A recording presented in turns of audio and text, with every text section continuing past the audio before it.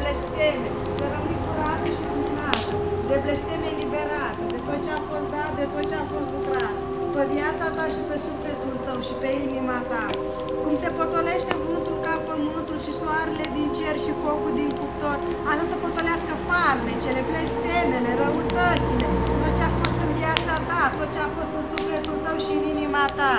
Să se ducă pe locuri pustii în casa ta, să nu mai fie, nici la viața ta, nici la sufletul tău. Ești răule, ești descântecule, ești blestemule, ești din viața ei, ești din sufletul ei, din corpul ei.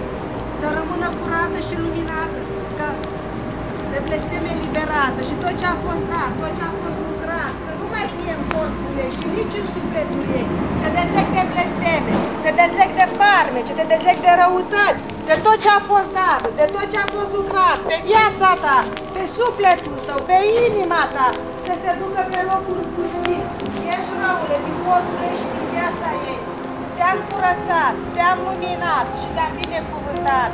De farmece te-am eliberat, de tot ceea ce a fost dat și te-am binecuvântat. Să rămâi curată și luminată, de blesteme eliberată, de tot farmecul și răul care a fost în corp.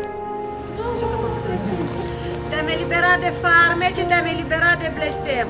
Ai rămas sănătoasă și luminată ca Maica Precistă lăsată, de farmece eliberată, de tot ceea ce a fost dat, de tot ceea ce a fost lucrat, pe viața ta și pe sufletul tău.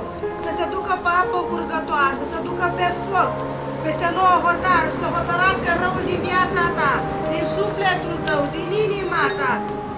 Și tot ce a fost dat, tot ce a fost lucrat pe viața ta nu o să mai fie, nici acum și niciodată, nici la vreme de judecată. Te-am eliberat, te-am curățat, te-am vindecat. Ai rămas curată și luminată de orice blestem eliberată.